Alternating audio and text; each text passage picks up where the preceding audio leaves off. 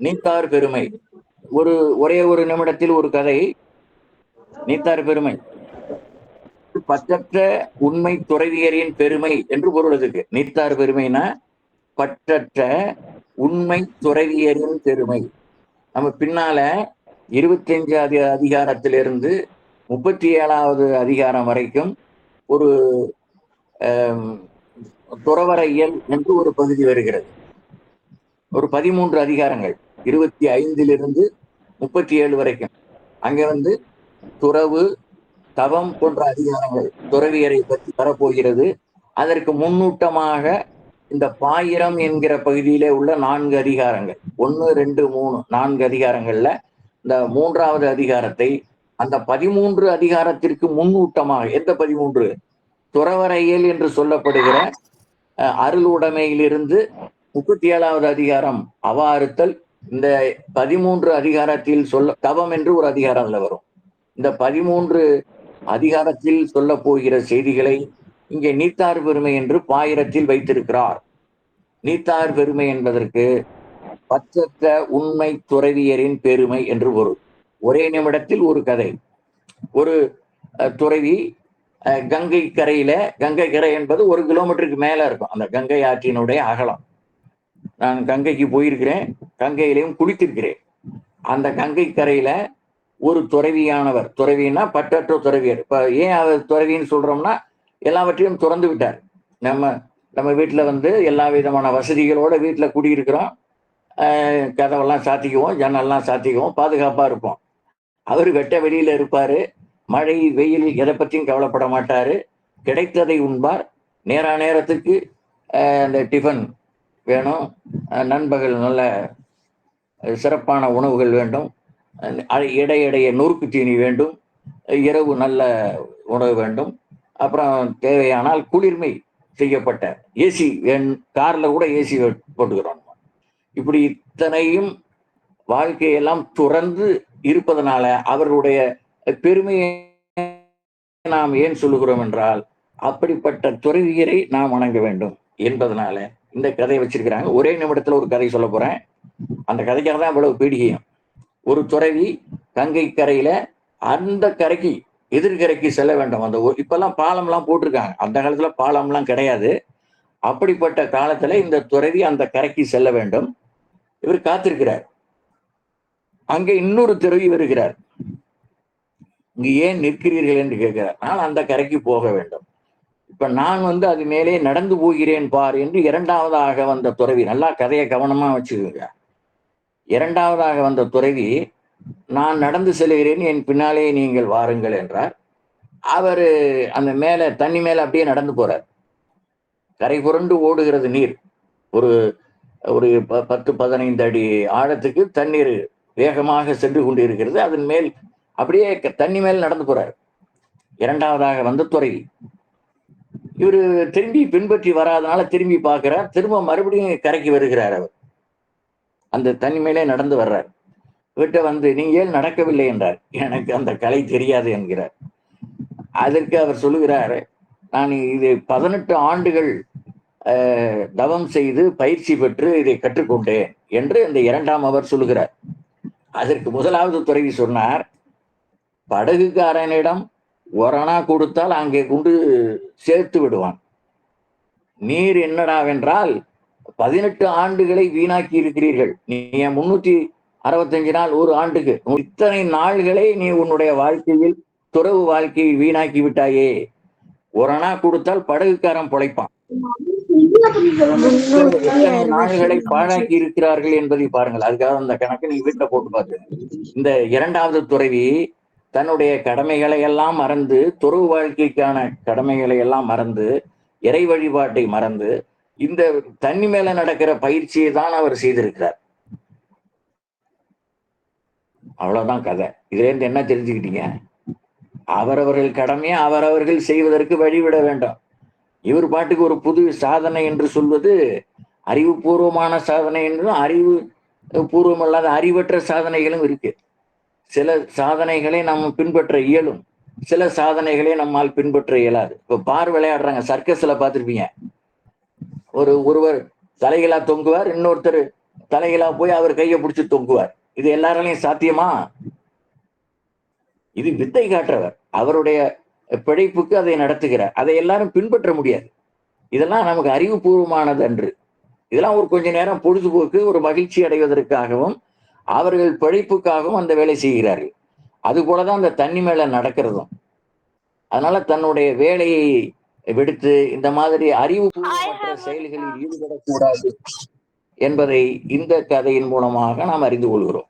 இப்ப கருத்துக்கு வருகிறோம். நீத்தார் பெருமை முதல் குறள். ஒழுக்கத்து நீத்தார் பெருமை விழுப்பத்து வேண்டும் பணுவல் துணிவு. அந்த பெருமை என்கிற இடத்துல கால் புள்ளி போட்டுங்க. ஒழுக்கத்து நீத்தார் பெருமை விழுப்பத்து வேண்டும் பணுவல் துணிவு. பணுவல் துணிவு. ஒழுக்க நெறியில் நிலைத்து நின்று பற்றுவிட்ட துறவியரின் பெருமையே சிறந்தது என்று உயர்ந்த நூல்கள் போற்றும். ஒழுக்க நெறியில் நிலைத்து நின்று பற்றுவிட்ட துறவியரின் பெருமையே சிறந்தது என்று சிறந்த நூல்கள், உயர்வு பெற்ற நூல்கள், பெருமை தரத்தக்க நூல்கள் எல்லாம் பறைசாற்றும். ஏனென்றால் அந்த துறவு வாழ்க்கையில் கூட சிலர் வழுவி விடுவார்கள். அதனால அந்த ஒழுக்கத்தை சிறப்பாக பாதுகாக்க வேண்டும் என்பதனால இந்த குறளை முதல் குறளாக வைத்திருக்கிறார். மீண்டும் குறளை பாருங்கள். ஒழுக்கத்து நீத்தார் பெருமை விழுப்பத்து வேண்டும் பணுவல் துணிவு. இரண்டாவது குறள். துறந்தார் பெருமை துணை கூறின் வையத்து இறந்தாரை எண்ணிக்கொண்டற்று. உண்மை துறவியரின் பெருமைக்கு அளவில்லை. துறந்தார் பெருமை துணை கூறின், அங்கே கார்புள்ளி, துறந்தார் பெருமை துணை கூறின் வையத்து இறந்தாரை எண்ணிக்கொண்டற்று. அந்த இடத்துல கார்புள்ளி போட்டுக்குங்க. துணை கூறின்ங்கிற இடத்துல கார்புள்ளி. வையத்து இறந்தாரை எண்ணிக்கொண்டற்று. இப்ப துறவியருடைய பெருமையை சொல்லணும்னா அது சொல்லவே முடியாதுங்கிறாரு இந்த குறள்ல. எப்படின்னா, இப்ப எவ்வளவு பேரு இந்த உலகத்துல பிறந்த, உலகம்னா நீங்க உங்க ஊரு அல்லது சேலம் மாவட்டம் அல்லது தமிழ்நாடு அல்லது இந்தியா அப்படி வச்சுக்காதீங்க. உலகம் முழுக்க இதுவரைக்கும் எத்தனை பேர் பிறந்திருக்காங்க, எத்தனை பேர் இறந்திருக்காங்கன்னு யாராலாவது எண்ண முடியுமா? யாராலையும் எண்ண முடியாது. அதுபோல எப்படி இந்த இறந்தவர்களின் எண்ணிக்கையை எண்ண முடியாதோ அதை போன்று துறவரவியலில் துறவியனுடைய பெருமையை நம்மால் சொல்லிவிட முடியாது. முழுமையும் சொல்லிவிட முடியாது. கொஞ்சம் கொஞ்சம் தான் சொல்ல முடியும். எல்லாவற்றையும் சொல்லிவிட முடியாது. அவ்வளவு பெருமை வாய்ந்தவர்கள் துறவியர் என்பதை இந்த குறள் மூலமாக சொல்லுகிறார். மீண்டும் சொல்லுகிறேன். துறந்தார் பெருமை துணை கூறின் வையத்து இறந்தாரை எண்ணிக்கொண்டற்று. நன்றாக கவனிங்க. வையம்னா உலகம்.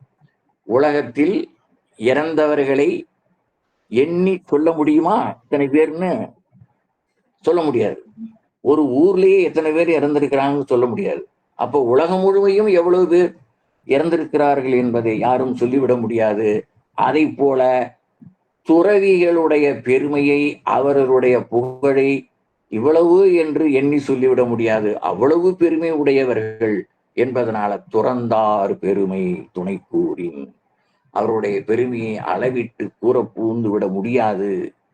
ஏனென்றால் எப்படி உலகத்தில் பிறந்து இறந்தவர்களுடைய எண்ணிக்கை கூற இயலாதோ அதுபோல் அவருடைய பெருமை உள்ளது.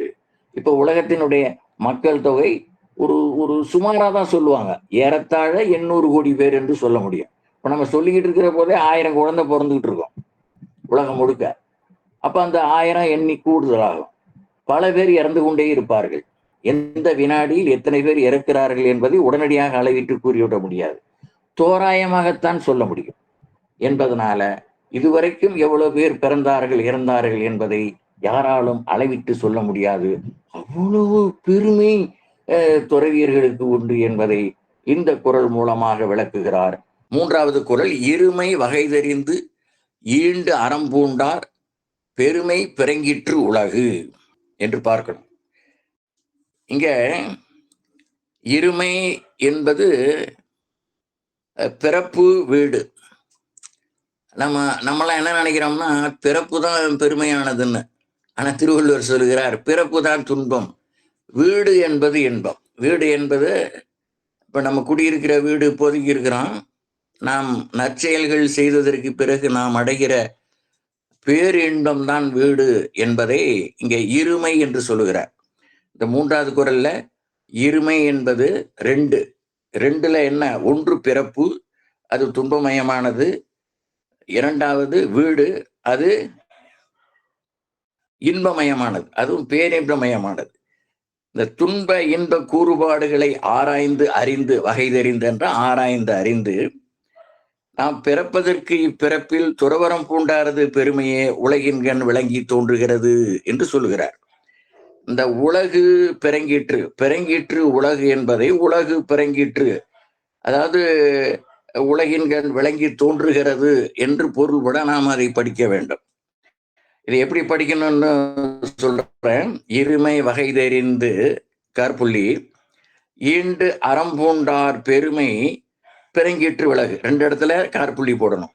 இருமை வகை தெரிந்து கார்புள்ளி, ஈண்டு அறம்பூண்டார் பெருமை கார்புள்ளி, பிறங்கிற்று உலகு. பொருள் புரிவதற்காக உலகு பிறங்கிற்று என்று மாற்றி படித்தால் அதில் குறளுக்குள்ளேயே பொருள் தெரியும். குறளுக்குள்ளேயே பொருள் தெரிவதற்காக உலகின்கண் விளங்கி தோன்றுகிறது. யாருடைய பெருமை? முற்றும் துறந்த முனிவர்களுடைய பெருமையானது அந்த இருமை, அதாவது பிறப்பு வீடு என்கிற துன்ப இன்பம். துன்ப இன்பம்னா பிறப்பு துன்பம், வீடு இன்பம். இந்த 2ஐயும் அவர்களுடைய பெருமையை கொண்டு நாம் அறிந்து கொள்ளலாம் என்பதை இந்த குறள் மூலமாக சொல்லுகிறார். நிறைய பேரு படை கொண்டு போர் செய்து வெற்றி பெறுவதைத்தான் பெரும் வெற்றியாக கருதுவார்கள். ஐம்புல ஆசையை அடக்கி வென்றவரே பெரியவர் என்று இங்கே நம்முடைய திருவள்ளுவர் சொல்லுகிறார்.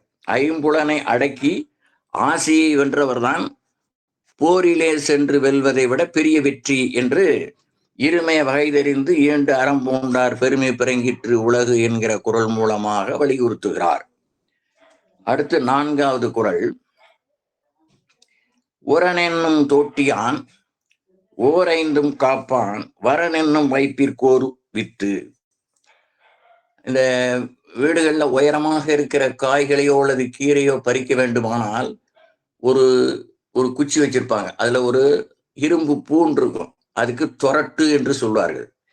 இவர் இங்கே தோட்டி என்று சொல்லுகிறார். உரனென்னும் தோட்டியான் ஓரைந்தும் காப்பான். அதாவது அறிவு என்னும் கருவியால் ஐம்பொறிகளாகி யானை உலகிற்கு நல்ல விதை போன்றவன். வித்து என்றால் விதை என்று பொருள். உரன் என்னும் தோட்டியான், இங்கே உரன் என்பதற்கு அறிவு. இப்ப இதெல்லாம் யானை பார்த்துருப்பீங்க, கோயில்ல யானை இருக்கும். அந்த யானை உலாவாமல் இருப்பதற்காக அதனுடைய ஒரு காலிலே ஒரு அங்குசத்தை வச்சிருப்பார்கள். அதை அங்குசம் என்று சொல்லுவார்கள். அதுதான் இங்கே தோட்டி என்று இங்க சொல்லுகிறார். துரட்டு தோட்டி, அதுதான் அங்குசம் என்று பெயர். அது யானைக்கு தன்னுடைய வலிமை தெரியாது. அந்த அந்த அதை அடக்கி வைப்பதற்காக வைத்திருக்கிற ஒரு துரட்டு. அதனால அறிவு என்னும் கருவியால் ஐம்பொறிகளாகிய யானைகளை அடக்கி காப்பவன், புகழ் என்னும் உலகிற்கு நல்ல விதை போன்றவன் என்று இந்த குறள் மூலமாக வெளிப்படுத்துகிறார். ஓரைந்தும் காப்பான் என்பது மெய்வாய் கண் மூக்கு செவி என்று சொல்லப்படுகிற ஐம்பொறிகளின் வழியாக நாம் அதிகமான அளவுக்கு அதிகமான இன்பங்களை நுகருகிற போது என்ன ஆகும்? நம்முடைய அறிவானது குறையும். அதை சரியாக நடத்துவதற்கு உலகிற்கு ஒரு விதை போன்றவன் தான் இந்த முற்றும் துறந்த முனிவன் என்பதை இந்த குறள் மூலமாக விளக்குகிறார். உரன் என்னும் தோட்டியான் ஓரைந்தும் காப்பான் வரன் என்னும் வைப்பிற்கோர் வித்து என்ற குறள் மூலமாக இங்கே விளக்குகிறார். அடுத்து 5வது குறள். ஐந்தவித்தான் ஆற்றல் அகல் விசும்புலார் கோமான் இந்திரனே சாலும் கரி. இங்கே ஆற்றற்கு ஐந்தும் என்று சொல்ல வேண்டும். ஐந்தும் அவித்தான் என்று, ஆனால் ஐந்தவித்தான் என்றுதான் சொல்லுகிறார். ஆற்றற்கு என்று சொல்ல வேண்டும், அதை ஆற்றல் என்று சொல்லுகிறார். அகல் விசும்புளார் கோமான் இந்திரனே சாலும் கரி. அதாவது இந்த பஞ்சபூதம் என்று சொல்லுகிறோம் இந்த உலகத்தை. அந்த பஞ்சபூதங்களும் நம்முடைய உடலுக்குள்ளே இருக்கின்றன. அது இந்த ஐம்பொறிகளில் மூலமாக நாம் 5 விதமான புலன் இன்பங்களை நுகர்கின்றோம். அதை நம்ம அடுத்த 2 குறள்கள் தாண்டி அது என்ன புலன் என்பதை நம்ம பார்க்க போகிறோம். இப்ப இங்க ஐந்தவித்தான் ஆற்றல் அகல் விசும்புளார் கோமான் இந்திரனே சாலும் கரி. இந்த குறளுக்கு ஒரு கிரிட்டிக்கலான விடை இருக்கிறது. அதை பெரும்பாலான உரையாசிரியர்கள் என்ன சொல்லுகிறார்கள் என்று சொன்னால், ஒரு கோதம முனிவருடைய மனைவி அகலிகை அவருடைய மனைவி என்று சொல்லி அது ஒரு விதமான கதையை புராண வழியில் சொல்லுகிறார்கள். அதையெல்லாம் தவிர்த்து பாவாணர் என்கிற ஒரு உரையாசிரியர் சொல்லுகிறார், அவர் திருவள்ளுவருடைய காலத்தில் இந்திரன் என்று ஒருவன் இருந்திருக்க வேண்டும், அவனை பற்றிய கதையாக இது இருக்கும் என்று அவரும் அனுமானமாக சொல்லுகிறார். இங்கு இந்திரன் என்று சொல்லப்பட்டது மருதநில வேந்தன் என்றும் ஒரு பொருள் இருக்கிறது. ஆகவே இன்னொரு உரையாசிரியர் நேரில் காட்டக்கூடியது சாட்சி என்றும் நேரில் காட்ட இயலாதது ஆகிய சான்று கரி என்றும் சொல்லுகிறார். இங்கே இந்திரனே சாலும் கரி என்று இப்ப நம்ம பார்த்ததில்லை, இந்திரனையும் பார்த்ததில்லை, அவன் செய்த செயல்களையும் நாம் நேரடியாக பார்த்ததில்லை. அப்படி நேரடியாக பார்க்காத ஒன்றை கரி என்று சொல்வார்கள். ஒருவன் ஒருவரை கத்தியால் குத்திவிட்டான், குத்திவிட்டு போட்டுட்டு போயிடுறான். பின்னாலே வருகிறவன் அந்த கத்தியை எடுக்கிறான். நம்ம அந்த திரைப்படம் பார்க்கிறவங்களுக்கு தான் தெரியும் இவன் அவனை கத்தியால குத்தல அப்படிங்கிறது நமக்கு தெரியும். ஆனா காவல்துறைக்கு தெரியுமா? தெரியாது. இதுக்கு யாராவது சாட்சி உண்டா? இல்லை. ஆகையினால இதைத்தான் கரி என்று சொல்லுகிறார். தெரிந்த சாட்சி, அவன் குத்தின உடனே அவனை புடிச்சிட்டான்னா அவன் தான் சாட்சி. அதற்கு நேரடியாக பார்த்த சாட்சி கிடைத்தால் அதற்கு சாட்சி என்றும், நேரடியாக அதை நிரூபிக்க முடியாமல் இருந்தால் அதற்கு கரி என்றும் ஒரு உரையாசிரியர் இங்கே நமக்கு எடுத்து காட்டுகிறார். அதனால் ஐந்தவித்தான் ஆற்றல் அகல் விசும்புளார் கோமான் இந்திரனே சாடும் கரி. இதன் மூலமாக ஆசிரியர் சொல்ல வருவது என்ன என்றால், இந்த செயல்களை தன்னுடைய தவ வலிமையின் மூலமாக துறவியர் அறிந்து கொள்வர் என்பதை இந்த குறள் மூலமாக சொல்லுகிறார். ஐம்புலன்களையும் அடக்கிய துறவியின் வலிமைக்கு புகழ் உடம்பார்களின் தலைவனாகி இந்திரனே சான்றாவான் என்பது அதனுடைய கருத்து.